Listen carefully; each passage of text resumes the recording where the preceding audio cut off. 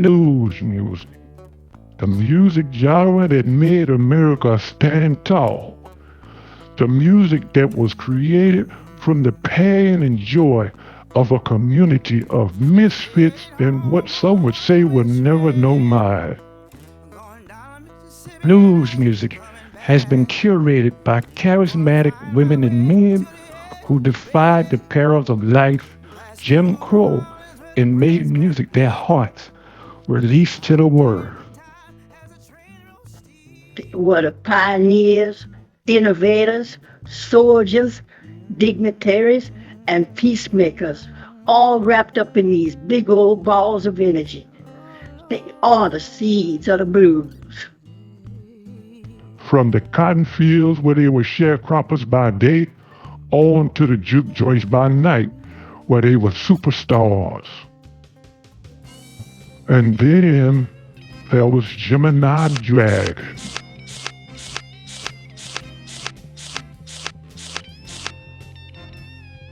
Hi, Adam here from Mark Skin Radio's Original Music Showcase. Let me tell you about GeminiiDRAGON. I first became aware of GeminiiDRAGON in early 2021 when a song, A Storm Is Comin', came my way for the radio show. A smooth, well-produced, heartfelt song. There was something in Jessica's vocals, though, that was mesmerizing. Makes you want to hear more. Sweet and subtle, all the way to Tina Turner. As time went on, future releases would run the gamut from blues standards, modern rock blues, straight to all-out rock. Music that really always went to another level. Rock blues for the modern day, in my humble opinion. The musicianship is spot on. The vocals are otherworldly. Christian and Jessica are the core of a new type of blues that you need to hear.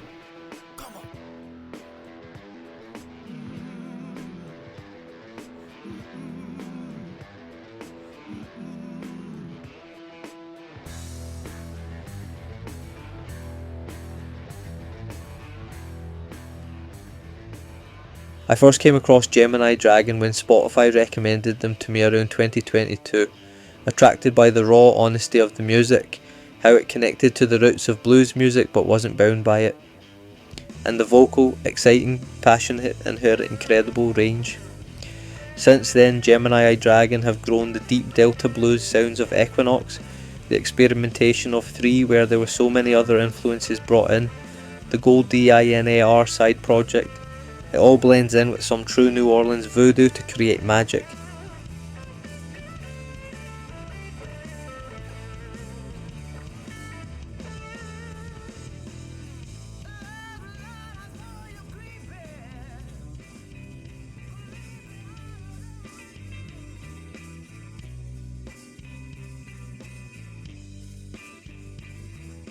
Have you heard about GeminiiDRAGON? Well, let me tell you.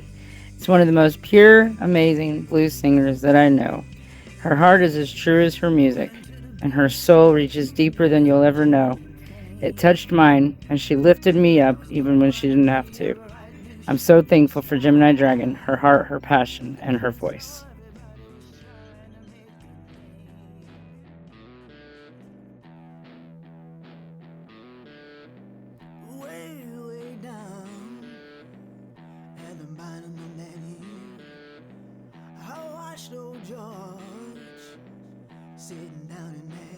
I've been a fan of GeminiiDRAGON's since reviewing her 2022 album, Fighting Fire with Fire. What a fabulous recording. GeminiiDRAGON's powerful vocals are equally matched by Christian Simeon's talent as producer and guitarist. Their sound is fresh, and their songs infectious as they rock out with their brand of funkified blues.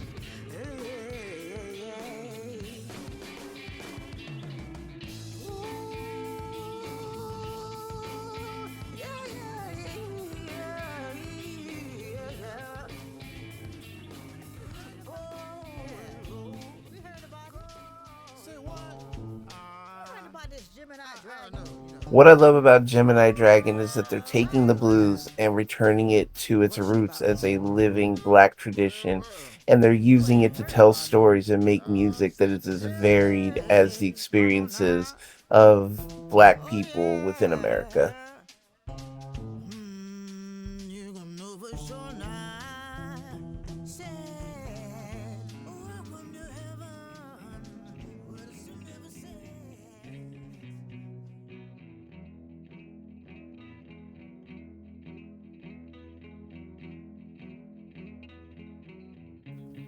I'm Chuck Bulldog Finley. I host Undercover Blues on Walter Trout Blues Rock Radio and 990WBOB.com. Now, when I first interviewed GeminiiDRAGON, I did not know what to expect. But when I heard her sing, well, that said it all. Because she's got that powerhouse voice, she just and she could be the next Coco Taylor. I mean, I know there is only one Coco, but she's got that style, the sass, everything that goes with it, and everything that makes it fun. And I sincerely hope that she keeps going because she is the future of the blues.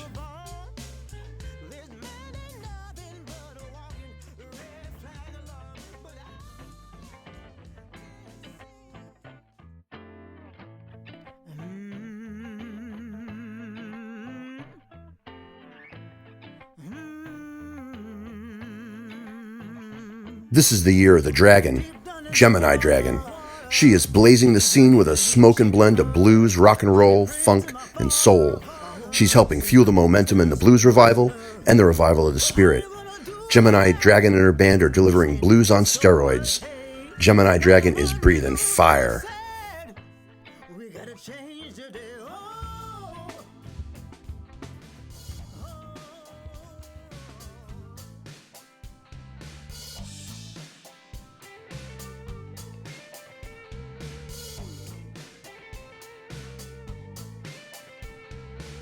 With GeminiiDRAGON, the blues starts down on her feet and moves up her body and takes over. She knows the blues. She lives the blues. She is the blues. GeminiiDRAGON.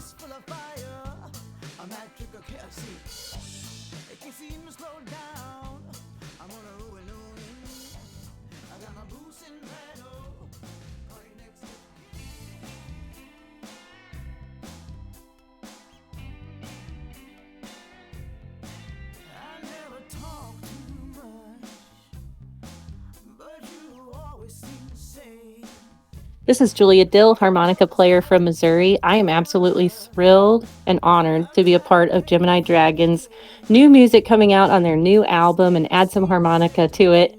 They have such a fresh, classic, fun, groovy, soulful sound. They absolutely belong in the blues music scene.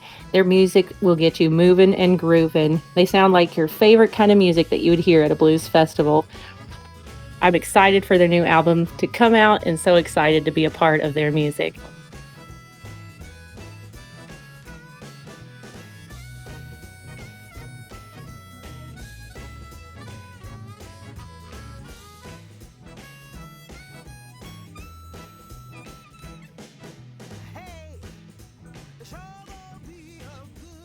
I'm also excited to be playing on this album with GeminiiDRAGON. You know, it's blues like you're familiar with in one respect, but it's also like GeminiiDRAGON is attempting to create something new. You know, they're attempting to be the culture creators and the tastemakers for a new generation of blues lovers.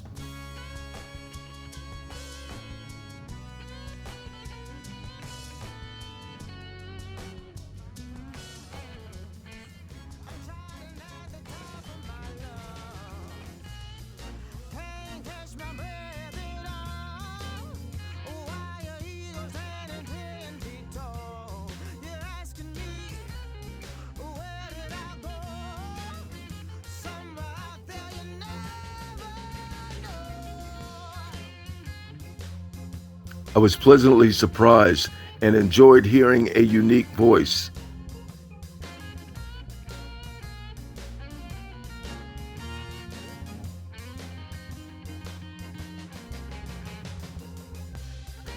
So What was it like to hear Gemini Dragon for the first time?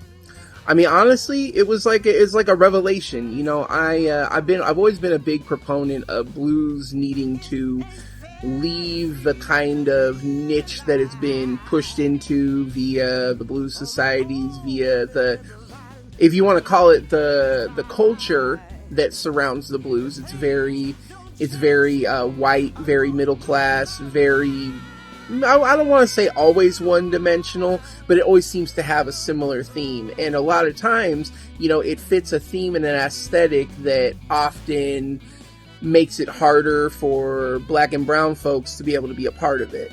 And to be able to hear Gemini Dragon up close and personal, it really gave me the feeling of like a Gary Clark Jr. type of vibe. I mean, not specifically, but like in the sense that, like, you know, Gary Clark Jr. did that very thing. He took blues and brought it into a more modern, more edgy, more just a way of playing that reflects a multitude of black experiences. You know, so I just thought it was a really amazing thing to hear for the first time. I was very drawn in.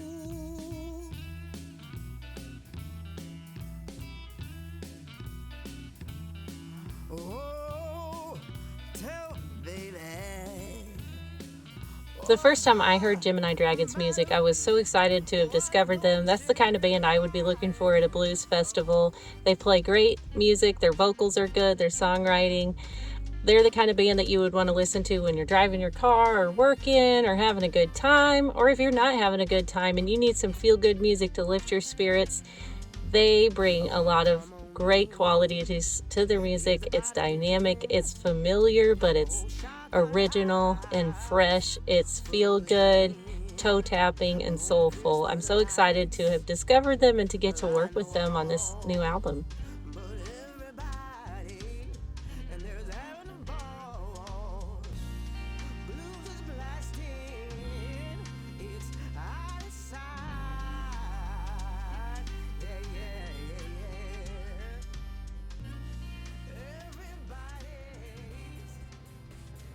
Honestly, I just try and write good songs. Gemini and I have a connection that is symbiotic and full of synergy. And I think that's why our music is so eclectic. But we both honor and respect our ancestry and heritage, which is the blues. And we try and find our spaces where we can venture off, but try and make sure that people understand that we love and respect where we come from, and we are the DNA of what the blues is. I think many times people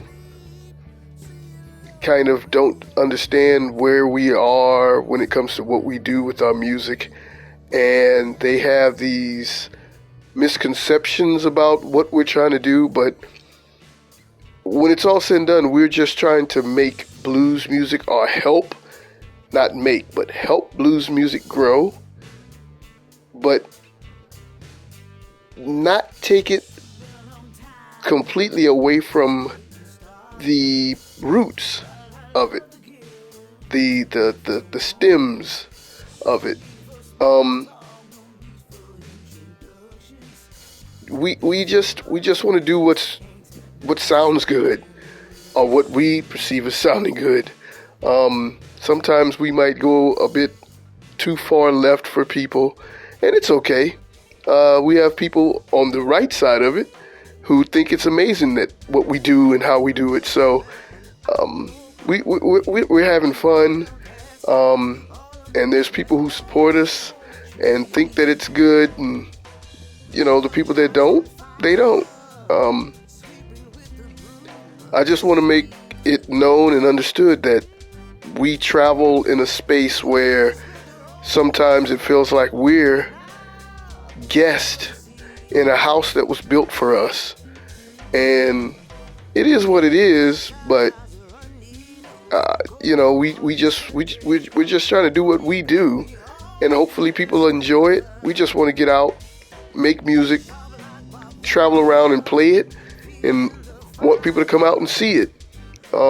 We try our damnedest to make great music and perform great shows, and that's all we're here to do. And Moonlight, Movin, and Groovin is just another record that is in the journey of GeminiiDRAGON and what she does. And we just want to keep that train moving, and hopefully more people and more people and more people start to, grab a ticket and jump on the train and take the journey with her. Blues is our love. We do some different things from time to time, but blues is our love. It's where we should be. It's where we're going to be. And that's pretty much the basics of who we are, what we are, as far as I'm concerned. She may have something else in mind and how she feels about it, but that's my feelings.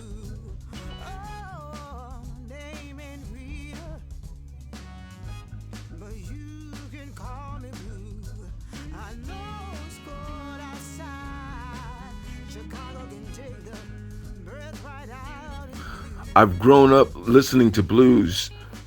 The rock music that I listened to was derived from blues.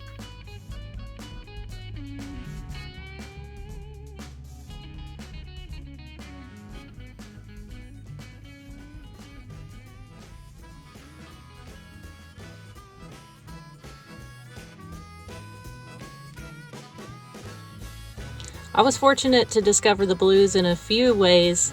When I was growing up, I went to a blues festival with my dad, and it made a huge impression on me. I heard the music from the car as we were finding our parking place, and I couldn't wait to get as close as I could to the stage. And then I spent the rest of the time there and couldn't wait to come back the next year.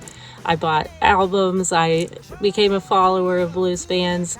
I was in bands myself, and I also discovered the blues through all the songs that we would cover during 4-hour shows every weekend, and became a big fan of Stevie Ray Vaughan especially. And especially going through the harmonica, you're going to become a fan and a respecter of the blues and of the great harmonica players that contributed to and formed blues harmonica music. And as I was studying that, I would go back and listen to the greats like Little Walter and Sonny Terry and Sonny Boy Williamson, and it made a great impression on me. I loved the sound, and I loved the release of emotions and the roller coaster that it navigated of sadness and hope and just laughing things off sometimes, and also just letting it out. The blues kind of did all of that for me, and I'm glad to have discovered it.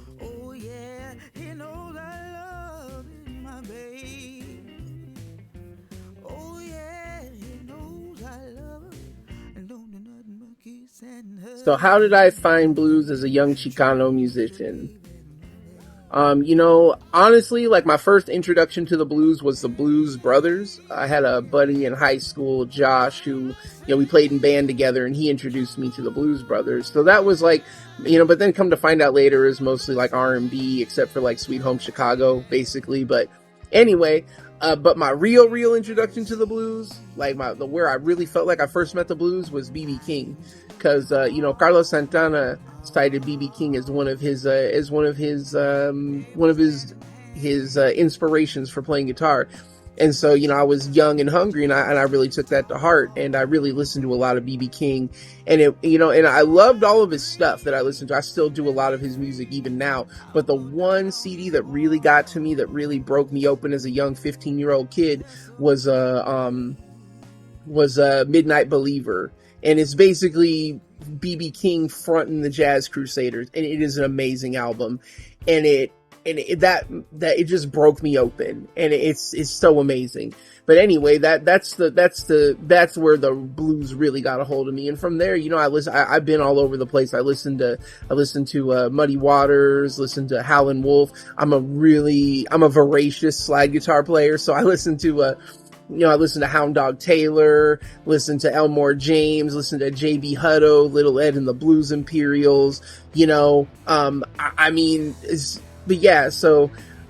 that as a Chicano musician, that's how I really found the blues. So.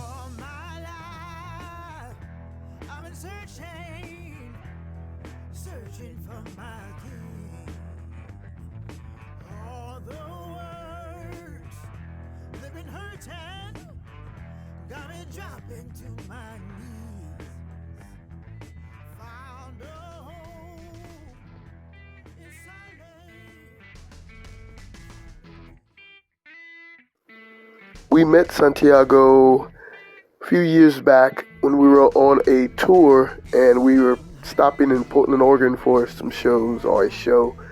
And we went to a jam session, and he was the featured guest for the evening. And from note one, we were absolutely amazed at his talent. He's an amazing guitar player, great guy. I mean, his knowledge of the blues and of music is unmatched.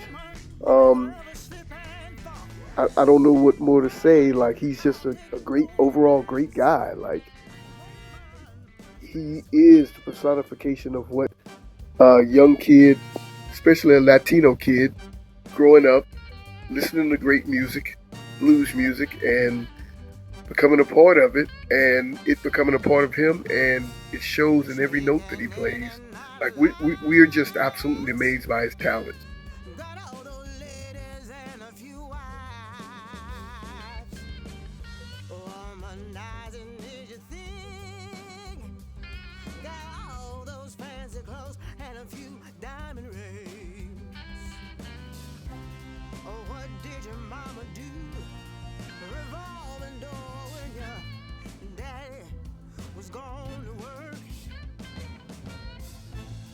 This is the music of living and resilience.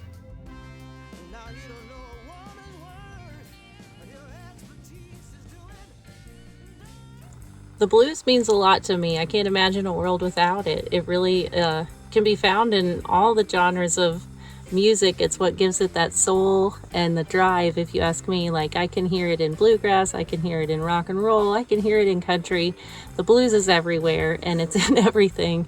I love blues music. I love how passionate it is, how emotional it is. I love that it brings people together. I love going to a blues festival. You never really see sad people at a blues festival. There's something about the music that looks at issues, but also finds a way to get through it, and with a smile on your face, and kind of make the best of the situation and get something good out of it. And blues music is a very emotional music, and it's also, to me, a hopeful and happy sounding music, and it's something that everybody can relate to. What the blues means to me.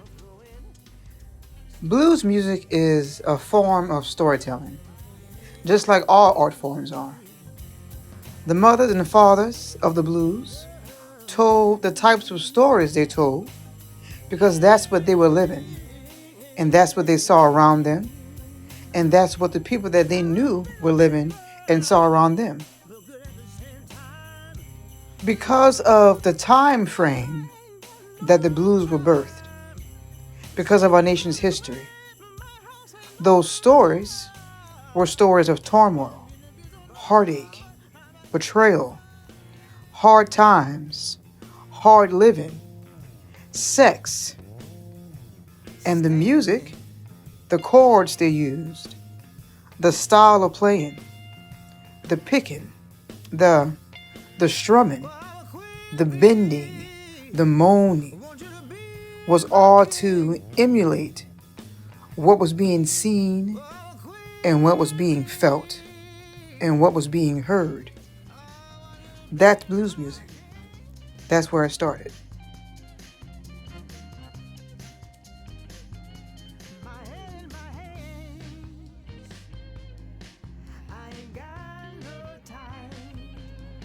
So what does the blues mean to me?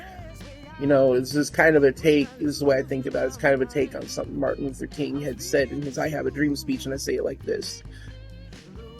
Blues is a stone of hope hewn from a mountain of despair. Because when you think about the oppression, subjugation, and the violence that black folks have experienced here in this country, it's overwhelming, it's dark, it's suffocating. And black folks took that and they literally birthed musical joy.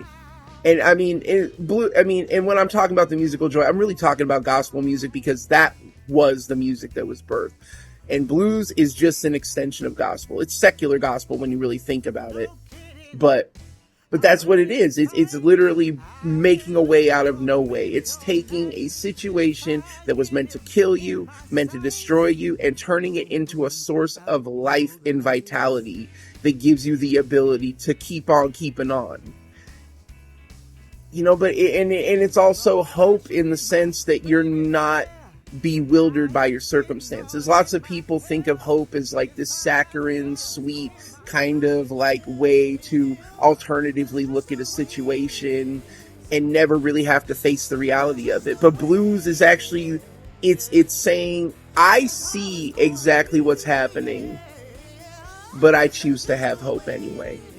So that some people call that revolutionary optimism, right?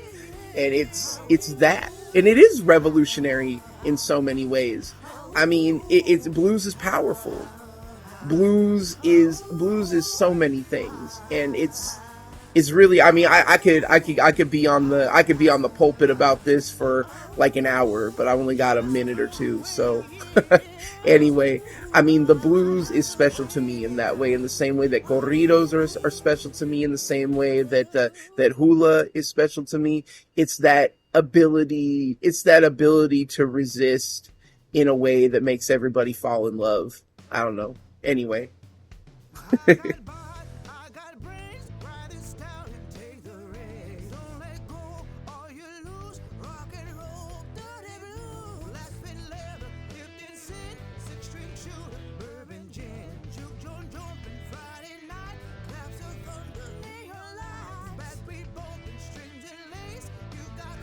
Oh man, what can I say about Linwood Taylor? Legend, great guy, amazing guy, talented, groundbreaking or groundbreaker, pinnacle of blues renaissance man, funny, smart, wow. He is what I consider one of the greatest assets to blues music that I have had the opportunity and the honor to meet. His talent is just off the charts.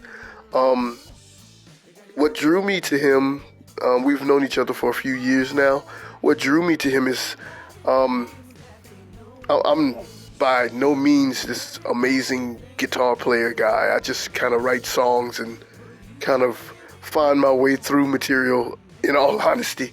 But Linwood, his voicing and phrasing is some of the most lyrical that I've ever heard out of a player. Like, it literally sounds like his guitar is singing or crying as he's playing. And that, for me, as a guitar player or a guy who tries to play guitar, that's astounding in my book. So upon hearing a couple of recordings and seeing some live video of him, it was a no-brainer for me to want to, beg of him to be a part of this record. We just wanted to create a space for not only opportunity, but in our growth as songwriters and a team to assemble our Avengers, so to speak. So Linwood was the first and last on the list of people we wanted to actually throw on this record and make him a part of it and make his DNA be a part of this record. And we absolutely appreciate him. We honor him. Linwood Taylor is, without a doubt, one of the greatest blues musicians alive today. And the Washington, D.C. metro area should be super proud of him being a part of their community. And the blues community as a whole should be absolutely proud that he is a part of it as well. Like, he's unbelievable.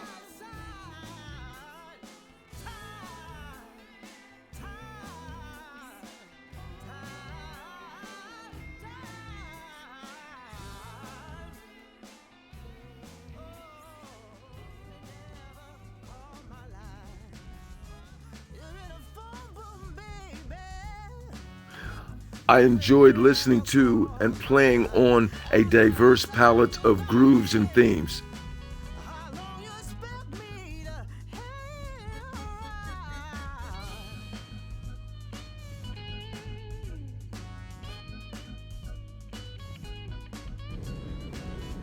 So, my thoughts on working on this album with GeminiiDRAGON. I mean, honestly, it's amazing. The combination of Christian and Jessica as GeminiiDRAGON, they're literally a force of nature. And for me to be included in this work with them is honestly, it's humbling. It's an honor, and I'm just over the moon about it. I mean, really. And I think the main thing for me is the vision that GeminiiDRAGON has. GeminiiDRAGON desires to create blues that breaks it out of the suspended animation that it's been in, where it just kind of stopped growing since the 70s. When you look at blues today, blues really reflects a very narrow block of time, like 1930 to like 1970, if we're being generous. And there's been a whole explosion of music for the last 50 years that honestly, in most cases, when it comes to the blues, it's not reflected. It's literally been in like a sort of like suspended animation. It's like a plastic flower in a lot of ways. And GeminiiDRAGON is taking the blues and returning it to its roots and its living waters. And it's not just giving you like the experience of the 1-4-5, which is very apparent in their music, but it's saying here are other modes and ways in which to experience the blues. It's saying we can talk about the same thing without saying the same thing. I always think about like when Albert Collins was talking about the blues and Bootsy Collins was talking about the funk. When you really break it down and hear what they're saying, they're talking about the same thing. They're just not saying the same thing. And so that's how I look at like this album, along with other albums that GeminiiDRAGON has released. This is their contribution to that same conversation.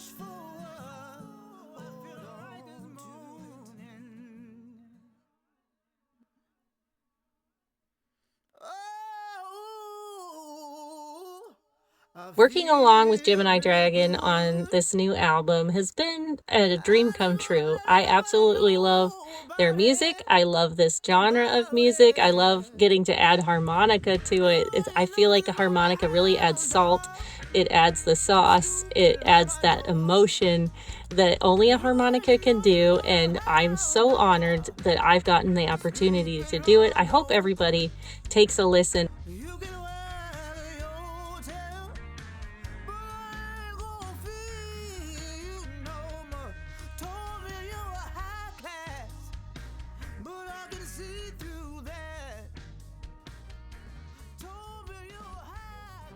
GeminiiDRAGON's musical heritage and upbringing is a story steeped in family heritage and musical enlightenment.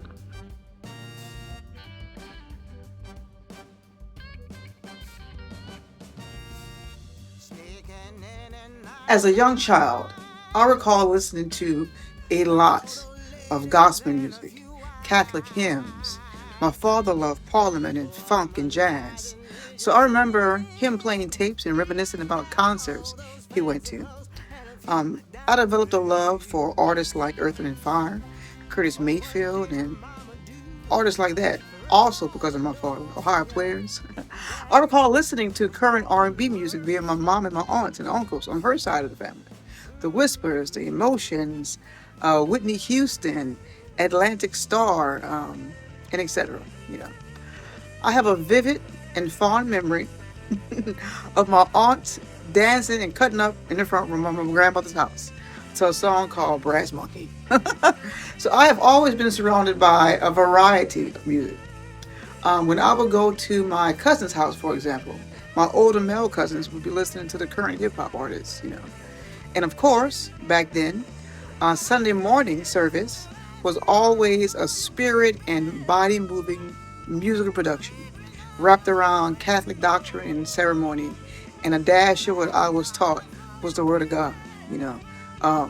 Choreographed dances down the aisle to the choir stand, accompanied by the most beautiful and powerful voices you could ever hear. You would be shocked to know that those voices were tucked away down here in Thibodaux, Louisiana.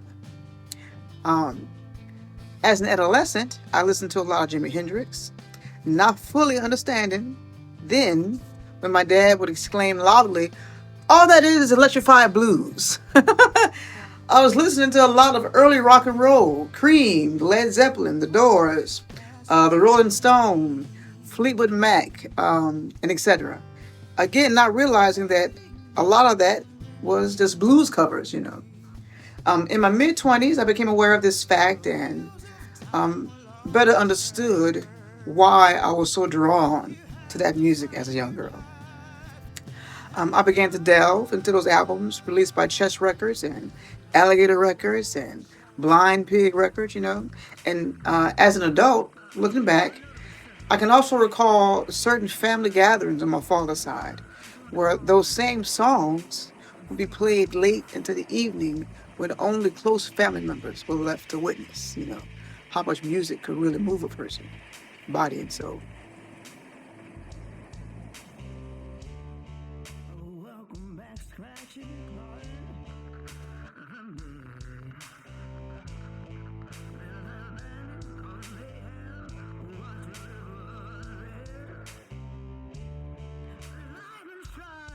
GeminiiDRAGON's music is buried in the blues at its core, but she has given herself a little wiggle room from time to time so she can spread her wings and give her audience the purest essence of her sounds.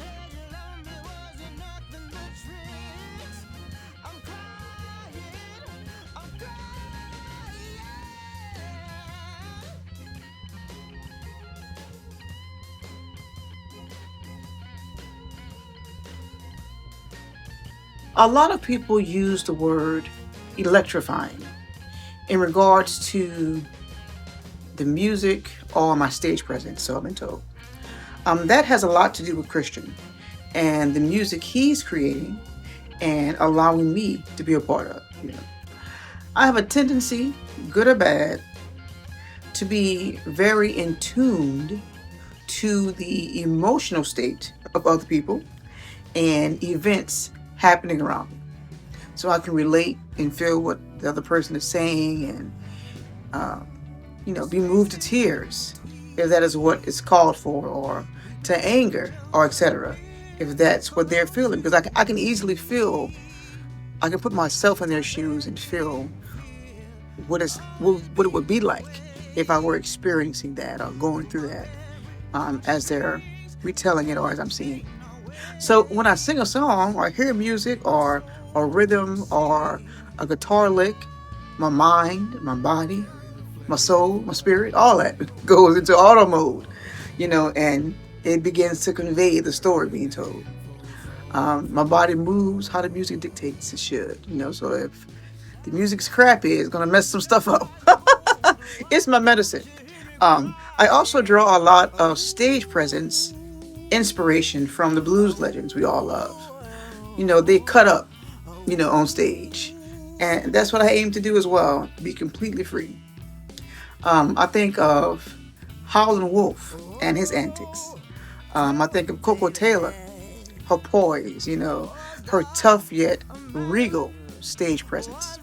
I think of the grandiose personas of the pre-Depression blues women like Ma Rainey and Bessie Smith, as well as a plethora of others. Although I know people have had a much harder life than I have, my life has not been, nor is it currently, a bed of roses. But when I open my mouth to sing, it's a release from everything that's going on, all the things going wrong that are out of my control, and the things I wish I could say, but I can't, get it to come out. When I'm on stage, I get to become this person, this entity that I believe I would be on a everyday basis if I hadn't allowed life to kind of drag me through the mud, a little bit. In fact, there was a time not long ago when dancing, laughing aloud, trying to look even a little bit nice, putting on a little bit of perfume, a little bit of makeup was an issue for the person I was married to. It's now I get to do all that. I get to do all that and more when I'm on stage. And I'm going to do that for the rest of my life, no matter what. The stage is my most favorite place to be. Give me back my wig, and not let your head go bald. Give me back my wig, and not let your head go bald. Over the last 5 years, she has built a great catalog of original music.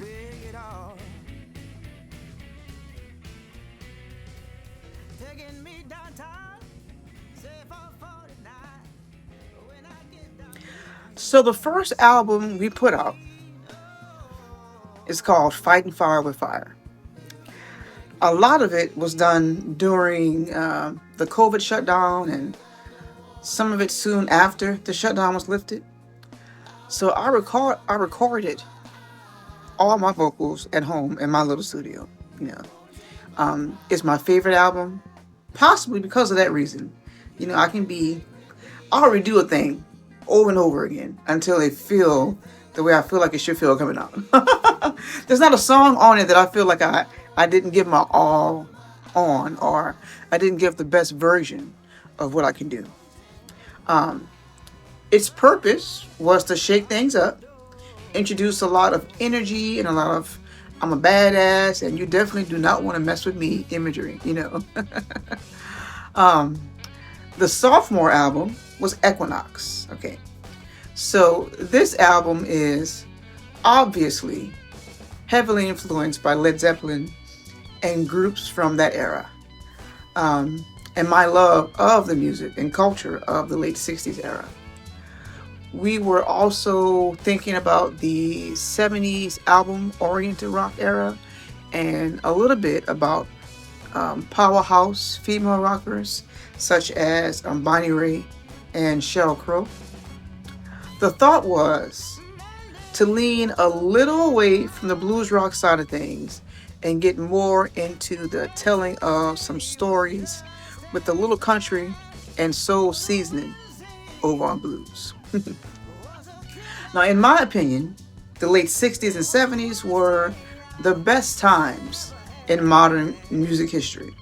Everyone was doing their own thing. It wasn't no fad chasing at all. They were experimenting with new sounds, revamping and bringing new life and new ears to the older blues standards, and living their lives and telling their stories unfiltered. The third album released was 3. With this one, we really swung the pendulum from blues to rock. But we made a few stops or two in between. It was an extremely fun album to create. I had a blast shooting, recording the videos, I got to sing with a lot more edge, and I find that I really like adding that to my voice, There's some soul, rock, and blues still mixed in there. Inspirations for three run the gamut from Tina Turner, Mavis Staples, Cheap Trick, Stevie Ray Vaughan, ZZ Top, Howlin' Wolf, Eric Clapton, Hart, David Bowie, to name a few. It's not a few, but we want to have fun with this one and step away from for a moment, from what we created in the past two albums.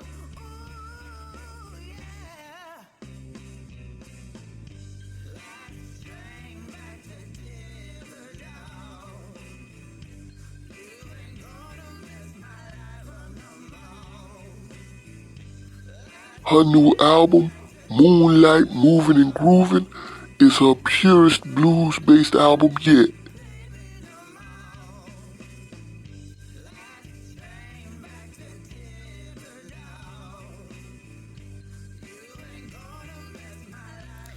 We just thought it was time to pay true tribute, plain and simple.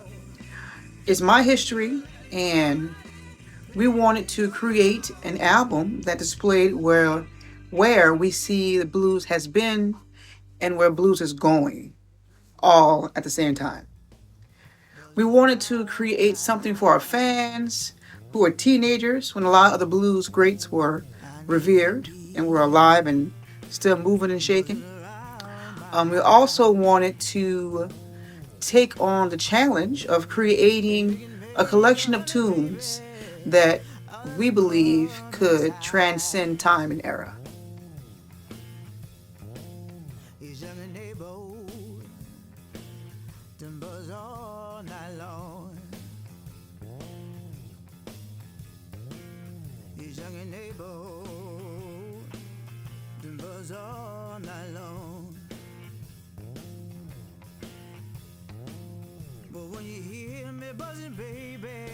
She found new inspirations from her years of musical history and listening to many underrated artists, and a few you might have heard of.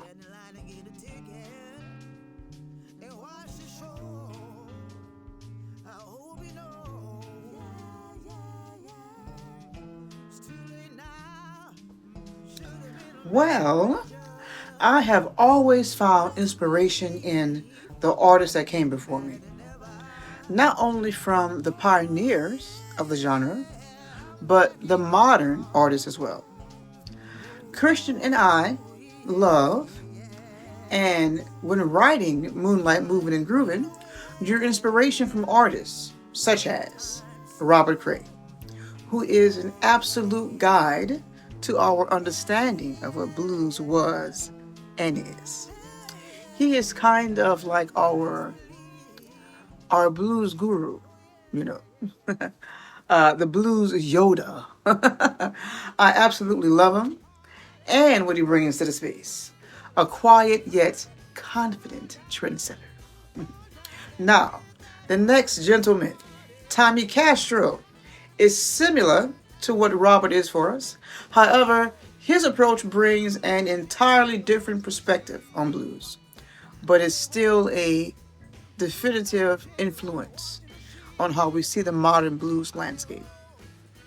Now, Mr. Kev Moe gives me life. His style, his sound, his presence, and music are his own original thing, and they create these visual spaces like none other. I believe he's a storyteller. It's like if you were to have a bunch of songwriters all sitting around a campfire. Kev would be the one guy that would have everyone on bated breath as he narrated his story. I really did. Now, Mr. Delbert McClinton was a late find for me. Christian had been a fan of his and Van Morrison for a long time. But as I started listening to more of his music, I started to dig him more and more, Every song would get your backbone slipping, the head moving, your foot tapping, you know. I really tuned into what he was laying down. Let's see, how would I describe it? Vivid, rhythmic, bluesy, but also purely authentic, you know. I love his sound. I think he's awesome. And last but not least, Mr. Jimmy Vaughn. What can I say? A legend in his own right, and the sibling of a legend, you know, his swagger, his voice, his guitar, all just do it for me. I came to know of him from his fabulous Thunderbird days, of course. Now, his sound, I believe, of course, makes you feel something rooted in Texas blues, but also a little something else as well. I just have a profound respect for what he does and for what he brings to blues music. Now, not to rush along, Malaco Records and many of its artists were instrumental in my development and love for music, especially blues music, and of course some gospel, you know. There's Johnny Taylor, Little Milton, ZZ Hill, all had their place in our hearts when it came to settling in and making this album.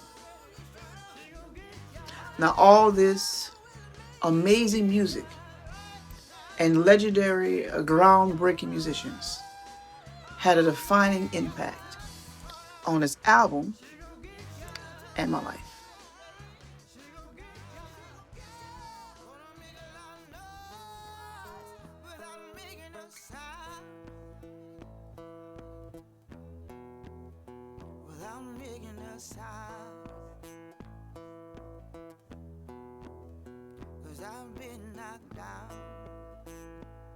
GeminiiDRAGON's new album is a collection of songs made from growth and self-imposed reversal. Moonlight, Movin, and Groovin is a dance album for today's blues music lovers and beyond.